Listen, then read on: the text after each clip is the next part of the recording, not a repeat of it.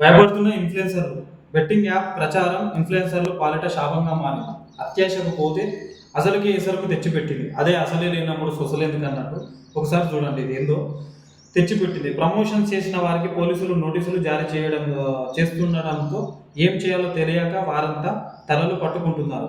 తమకు వచ్చిన ఫేమ్ అంతా ఒక్కసారిగా నాశనం అవుతుండటం వారి ఆందోళనలో రెట్టింపు చేస్తుంది. దీనికి తాజాగా ఈడీ కూడా తోడవడంతో తమ పరిస్థితి ఏమవుతుందో అని కొందరు భయపడుతున్నారు.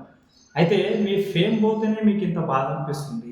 మీకు వచ్చిన ఫేమస్సే పోతుంటే ఇంత బాధ అనిపిస్తుంటే అసలు చిన్నప్పటి నుంచి తల్లిదండ్రులు పెంచి పెద్ద చేసి వాళ్ళ పిల్లలు చచ్చిపోతే ఈ బెట్టింగ్స్ ప్రమోషన్స్ మీరు చేయడం వల్ల మిమ్మల్ని నమ్మి బెట్టింగ్స్ ఆడి అప్పుల పాలైపోయి వాళ్ళ తల్లిదండ్రులని వాళ్ళ పిల్లల్ని పక్కన పెట్టి వాళ్ళు చచ్చిపోయిన వాళ్ళు మరి వాళ్ళ శవాలకు మీరు ఏం సమాధానం చెప్తారు?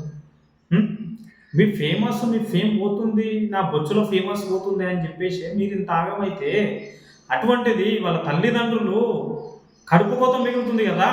20 సంవత్సరాలు 25 సంవత్సరాలు పెంచి పెద్ద చేసి వాళ్ళందరినీ వదిలిపెట్టి సూసైడ్లు చేసుకొని ఆగమైపోయి అప్పుల పాలైపోయి రోడ్డు పాలు బజార్ పాలు అవుతున్నారు కదా. మరి వాళ్ళ పరిస్థితి ఏంటి? వాళ్ళ అప్పులు మీరు తీరుస్తారా? వాళ్ళ కడుపు కోత మీరు ఏమైనా తీసుకొని వస్తారా? దీనికి సమాధానం చెప్పండి. ఫస్ట్ మీ చెత్త ఫేమస్ బొచ్చులో ఫేమస్ కింద బుడ్డి కింద పెట్టుకొని చేసుకోండి మీరు, ఓకేనా?